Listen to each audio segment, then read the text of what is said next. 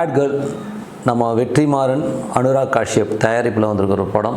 So bad கேர்ள்னும் போதே நிறைய சர்ச்சைகள் இந்த படத்தை பற்றி பார்க்கும்போது என்னென்னா சென்சார் ஆகலை, நாங்கள் வெளியிடவே மாட்டோம் அப்படிங்கிற மாதிரிலாம் வந்து விடவே மாட்டோங்கிற லெவலெல்லாம் வந்து பெரிய ப்ராப்ளத்துக்கு நடுவில் இந்த படம் ரிலீஸ் ஆச்சு. ஸோ இந்த படம் எப்படி இருக்குது அப்படின்போது இந்த படம் ஒரு அருமையான படங்க. ஏன்னா வந்து ஒரு யதார்த்த சினிமானும் போது இந்த மாதிரி திரைப்படங்கள் வந்து வித்தியாசமான கண்ணோட்டத்தில் நம்ம ஒரு நியூ ஃப்ளேவராக வர்றதை வந்து பார்க்க முடியுது. ஸோ இந்த படம் பார்க்கும்போது அவ்வளோ சூப்பராக இருந்தது. அதுவும் பெண்களை பெற்ற அத்தனை பேரும் கண்டிப்பாக பார்க்க வேண்டிய ஒரு படமாக தான் இந்த படம் இருக்குது. இந்த படத்தில் வந்து என்ன மாதிரி விஷயங்கள் அப்படின்போது ஒரு பொண்ணு ஒரு 15 வயசு 16 வயசுலேருந்து ஒரு 32 வயசு வரை அந்த பொண்ணோட லைஃப்பில் ட்ராவல் ஆகிற விஷயங்கள் தான் அந்த படமே. ஸோ இதுதான் அந்த பேட் கேர்ள்ன்றது. இதில் வந்து இன்றைய தலைமுறையில் வந்து பெண்கள் வந்து என்ன தான் ஒரு கட்டுக்கோப்போடு இருந்தாலும் வேலை ப்ரொஃபஷன் மாறும்போதோ படிக்கும்போதோ எவ்வளோ சந்தர்ப்பவசத்தால் என்ன மாதிரி விஷயங்கள் நடக்குது, பெண்களுடைய வழியில் வந்து நடக்கிற சம்பவங்கள் என்னென்ன சம்பவங்கள், அவங்க எப்படி ஒரு லைஃப் ஸ்டைலுக்கு மாறியிருக்காங்க. இப்போது நான் சொல்ல 30 ஆண்டுகளுக்கு முன்னாடி இருக்கிற விஷயமே வேறு. இன்றைக்கி வந்து அவங்க லைஃப் ஸ்டைல் என்ன இருக்குது, அவங்களோட சூழ்நிலையில் எப்படிலாம் இருக்குங்கிறதுல தான் வந்து அவங்க மைண்ட் செட்டை வந்து அப்படியே பிரதிபலிச்சிருக்காங்க இந்த படத்தில் பேட் கேர்ள். ரொம்ப நல்லாயிருக்கும். இதில் வந்து படத்தில் வந்து நம்ம ஆட்டோகிராஃப் படம் பார்த்தோம் இல்லையா, சேரந்து, அதில் வந்து பார்த்திங்கன்னா நிறைய லவ் இருக்கும். நிறைய லவ் ஒரு ஏஜ் பார்ட்லேயும் ஒவ்வொரு லவ் வந்து போகும் இல்லையா. அதே மாதிரி ஒரு பெண்ணுடைய அந்த ஒரு 15 வயசுலேருந்து 32 வயசுக்குள்ளே அந்த பெண் சந்திக்கிற ஒவ்வொரு விஷயத்தையும் தான் இந்த படம் வந்து அழகாக சொல்லியிருக்கு. இந்த படம் நல்லா இருக்கும், ரொம்ப சூப்பரான படம். நீங்கள் வந்து ஒரு யதார்த்தமாக அந்த படத்தோட லைஃபே பக்கத்துலேருந்து ஒரு பொண்ணோட லைஃப்பை பார்க்குற மாதிரி விஷயங்களும் முகம் சுளிக்கிற மாதிரி காட்சிகள் இருக்கான யதார்த்தத்தில் அதெல்லாம் சகஜம் தானே. வாழ்க்கையில் வந்து இதெல்லாம் நடக்கிற விஷயம்னும் போது ஒன்றும் முகம் சொல்லிக்கிற மாதிரிலாம் இல்லை. படம் வந்து ரொம்ப யதார்த்தமாக ரொம்ப நல்லாயிருக்கு. அது அந்த பொண்ணு ஆக்ட் பண்ணுறோம் ரொம்ப நல்லாயிருக்கும். இந்த ஹீரோயினோட கேரக்டரைசேஷன் அவ்வளோ அழகாக இருக்கும். இதில் வந்து பார்த்திங்கன்னா ஒரு ஆச்சாரமான ஒரு குடும்பத்தில் இருக்கிற ஒரு பொண்ணு ஸ்கூல் டேஸ்லேயே வந்து ஒரு பையனோட லவ் ஆகுது. காரணம் அந்த இன்ஃபேச்சுரேஷன் எல்லாருக்குமே அந்த வயசில் கண்டிப்பாக இருக்கும். ஒரு 15-16 வயசில் பெண்ணுக்கும் இருக்கும், ஆணுக்கும் பார்த்திங்கன்னா அந்த ஒரு அரும்பு மீசை குறும்பு பார்வைன்னும் போது அந்த ஒரு இன்ஃபேச்சுரேஷன்ஸ் வந்து எல்லாருக்குமே இருக்கும். அந்த ஈர்ப்பு கண்டிப்பாக இருக்குங்க.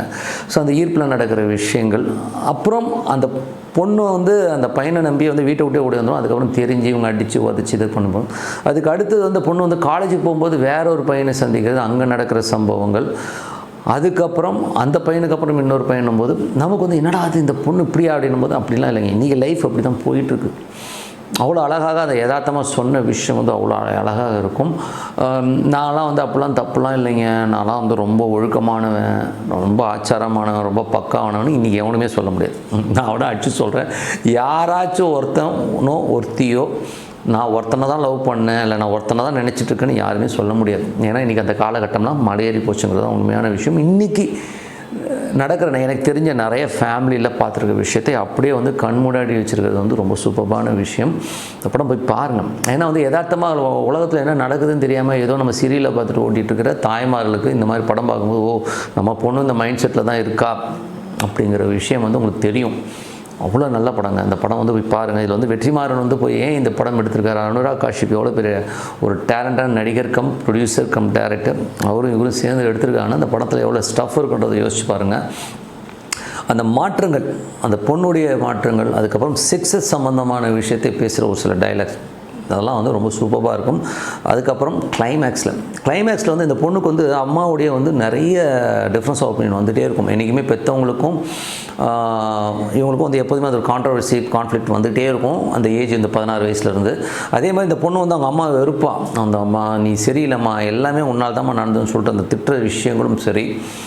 அதுக்கப்புறம் ஒரு சின்ன இன்சிடென்ட் நடக்கும், ஒரு பூனை ஒரு ஸ்டோரி ஒன்று வரும், ரொம்ப அதுதான் கிளைமேக்ஸு, ரொம்ப அற்புதமாக இருக்கும்.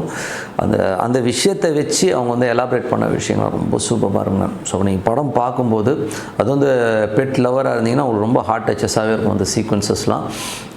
ரியலி லைஃப் அப்படி தான் இருக்குது. இன்றைக்கி வந்து வெளியில் போனால் எதுக்குமே வந்து கேரண்டி இல்லை. ஸோ அந்த பொண்ணு வந்து 16 வயசில் லவ் பண்ண ஆரம்பித்து 32 வயசு வரை கல்யாணம் ஆகாமல் அப்படியே இருக்கிறான். ஸோ அப்படி இருக்கும்போது அந்த பொண்ணோட லைஃப் என்ன சரி. இது மாதிரி ஒரு படம் முன்னாடி வந்திருக்கா தமிழ் சினிமாவில்? சூப்பராக வந்திருக்குங்க. 1975 அவள் அப்படித்தான் ஒரு படம், அவ்வளோ அட்டகாசமான படம். ஸ்ரீபிரியா, கமலஹாசன், ரஜினிகாந்த் நடித்த படம். அது ஒரு கல்ட் மூவிங்க, சூப்பரான படம். அதுவும் வந்து இதே டைப்பான சப்ஜெக்ட் தான். ஸ்ரீபிரியா வந்து வயதுக்கு வந்ததுக்கப்புறம் அவங்க சந்திக்கிற ஆண்கள், அதுதான் படத்துடைய கதையே. ரொம்ப அற்புதமாக இருக்கும். அந்த படம் பார்த்திங்கன்னா அவ்வளோ அற்புதமாக அந்த கேரக்டரைசேஷன்லாம் ரொம்ப நல்லாயிருக்கும். ஸோ அவள் எப்படித்தான் படத்துடைய ஒரு பாதிப்பு இந்த படத்தில் இருக்குன்னா கண்டிப்பாக அது வந்து அந்த வெர்ஷன், அந்த பழைய வெர்ஷனுடையலேருந்து இப்போ இருக்க கல்ச்சருக்கு தகுந்த மாதிரி இந்த படம் மாறி இருந்த உண்மையான விஷயம். இது ருத்ரையான்னு சொல்லிட்டு டிஎஃப்டி ப்ரொஃபஸர் எடுத்த படம். அது கிட்டத்தட்ட வந்து ரஜினிகாந்துக்கு ஒரு குருநாதராக இருந்த ருத்ரையா எடுத்த படம் அவள் அப்படித்தான். ஸோ பாட்டெல்லாமே மணிமணியாக இருக்கும், அவ்வளோ சூப்பராக இருக்கும். ஸ்ரீபிரியா வந்து பர்ஃபார்மன்ஸ் சூப்பராக இருக்கும். அதே மாதிரி கேரக்டரைசேஷன் இந்த பொண்ணும் எனக்கு ரொம்ப ஆச்சரியமாக இருந்தது. 75 எடுத்த படத்துடைய ஒரு பாதிப்போட ஒரு படம், அது இப்போதைய கல்ச்சரை சொல்கிறது வந்து ரொம்ப சூப்பராக இருக்கும். ஸோ நீங்கள் பாருங்கள், மிஸ் பண்ணாமல் பாருங்கள். ஏன்னா இது வந்து ஒரு திருப்பி எனக்கு தெரிஞ்சு இது ஓடிடிலாம் வருமா தெரியல. ஏன்னா இது ஒரு A சர்டிஃபிகேட் ஃபிலிம். ஸோ எனக்கு தெரிஞ்சு ஓடிடியில் வரதுக்கான வாய்ப்புகள் இல்லை.